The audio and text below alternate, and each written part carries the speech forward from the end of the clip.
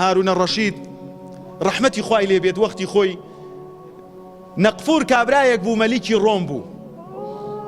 دوای ئەوەی کە هاتە سەر حکومەتی ئەم ئیمپراتۆرانەی پێش من جەبان بوونە، نامەیەکی نووسی بۆ هارون الرشید، وتی هارون لە ئێستا بەدواوە ئێمە پارەت نادەینێ، مساڵحەیان کردبوو لەسەرەوەی کە مسلمانان لەگەڵ ڕۆمەکانە شەڕ ڕاگرن، پارە بدەن بیسەلمێنن کە تەعدا لە مسلمانان ناکرێت.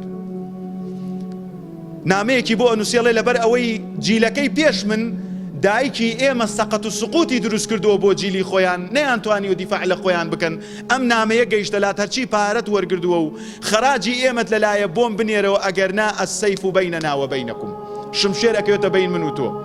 هارون الرەشید سەرەڕایەوەی کۆمەڵێشتی لەسەرە لە تاریخە، بەڵام لەگەڵ ئەوە شاکەشتی لەسەر بوو، پیاو بوو، ساڵێک حەجی ئەکرد، ساڵێک غەزای ئەکرد، هەرچەندێ دنیا لەسەریشی بوو، خۆشەویستی دنیا لە ناو دڵیا بوو، بەڵام کەسێکی سەربەرز بوو.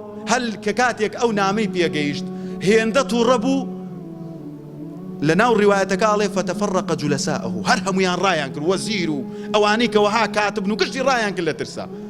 لە پشت نامەکە نووسی من خەلیفەتی المسلمین هارون الرەشید إلى نەقفۆر کەلبی ڕۆم، لە پشتی نووسی لە هارون الرەشیدەوە بۆ سەگی ڕۆم، سەگ ئیمپراتۆرێکی عەظیم.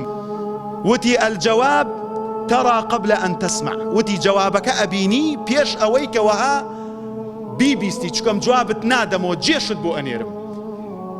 لقل چاوکردنەوەی نەقفۆر مەلیکی ڕۆم جێشی هارون الرەشید و مسلمانان گەیشتە سەر مەلیکی ڕۆم، مساڵحەی کروتی کاکە هەرچەندێکیان داوە قەتعی ناکەین، ئەوە نەتانە دەینێ بەس وازمان لێبێرن. ئەو کاتە كوها معتصم ئافرەتێکی مسلمان تەعدای لێکرا، هاواری کردوا معتصما، جەیشی بۆی جوڵان و ئافرەتەکەی ئازاد کرد.